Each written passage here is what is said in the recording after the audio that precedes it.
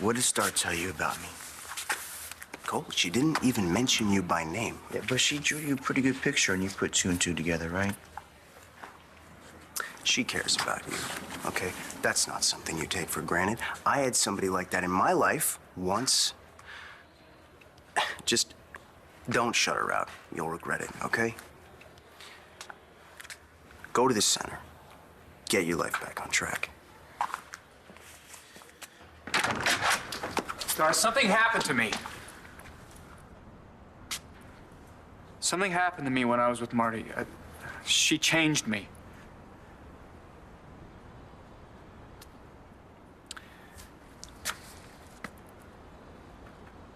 Sorry, I don't know how to do this. I am a mess. But I want to change. I want to be the man that you'd like me to be. I do. I just don't know how to do it. By locking Marty in your house and planning on kidnapping my baby, how is that new and different? I didn't kidnap your baby. You see, that's the difference. And, you know, I wanted to plead guilty. Taya convinced me I should stay and fight for another chance. Maybe that was a mistake. I don't know. But, you know, I wasn't trying to avoid responsibility. You were there. I stood up in court and I said, hey, here's what I did wrong. Once the judge was gone, and you knew that nothing could happen to you. Because that's how you work.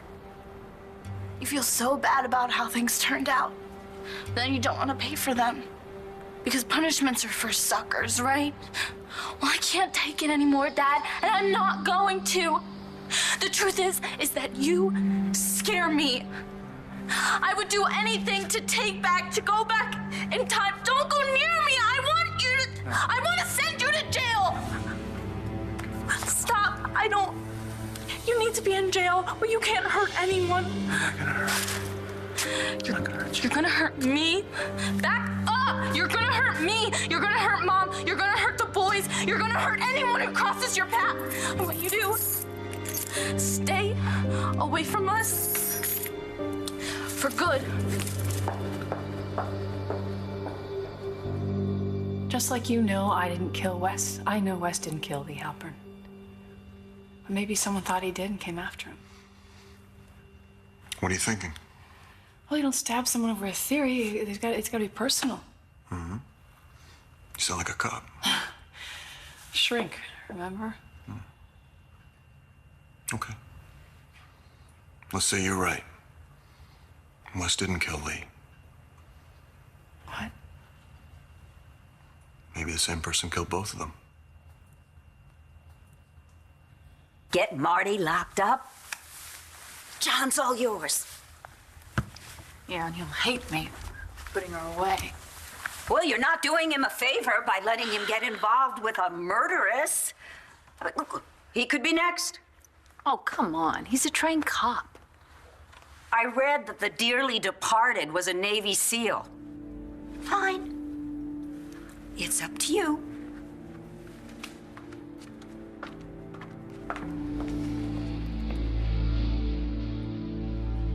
So I told my dad the joint was mine and that I smoked all the time, you know, like I'm all that. So you did this so Becca could hear you do it. Yeah, now my dad thinks I'm a stoner. And he's sending you to military school where you'll never be able to hook up with Miss Gump for lunch over there. That's pretty much it. And it doesn't bother you that she's flat out stupid? She's not stupid. She's going to the dance with Justin. That's stupid in my book.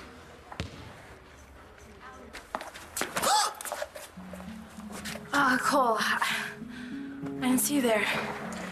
Did you tell Mr. J I was doing drugs?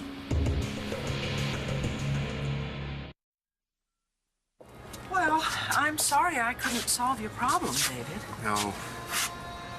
You've been a lot more help than you know, Viki. Thank you. Hi. Dads? Okay, we're leaving. David, I'm sorry that we didn't get a chance to talk. It was a lot to take in. But I want you to know that I meant what I said. I'm honored to be your son. Shall we? Balsam, you know what? I think I'm gonna take off, too. Thanks for the advice, though. No. Sorry about your dad.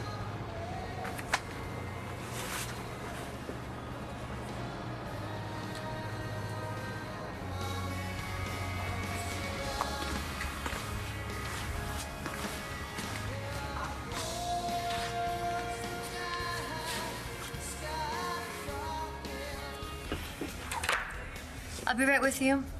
Are you Noelle? Because I'm Stacy Marasco, Gigi's sister. She thought you might have an opening for a waitress, so. Noelle's not here, but here's an application. Oh, thank you.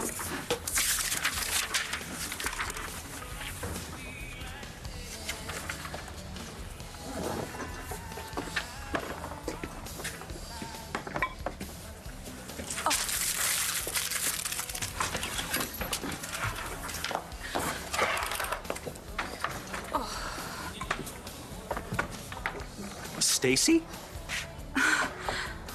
No, Cole, I didn't say anything to Mr. J about you. Well, he had to hear from someone because he practically accused me of being an addict. Okay, I did talk to Mr. J, but I never mentioned your name. What did you say? I said that I had a friend who was going through a bad situation who was handling it with drugs. Cole! I can't believe you, Star. Please stop. He is a teacher. He can turn me in. He's not going to turn you in. He said that if he caught me again... If he caught you, wait, if he caught you again? He thought I was high because of you. Maybe because you walk around school in a fog, your eyes can't focus on anything, you don't remember what you did last week.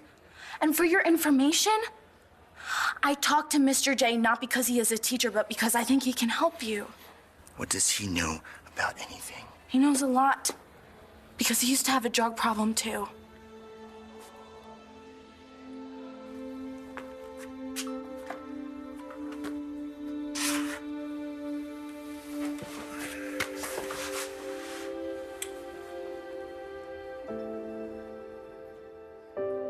I'll leave you two alone.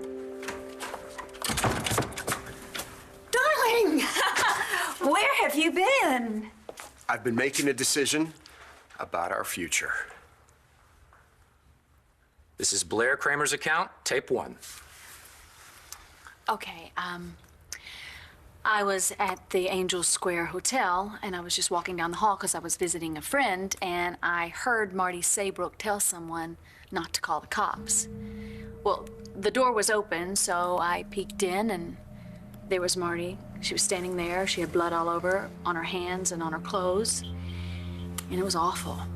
Was there anyone else there? Yes, John McBain, and of course, Wes Granger was lying in the bed with a knife sticking out of his chest. He was dead. And I heard Marty begging John not to call the cops. And if that's not a guilty woman, I don't know what is.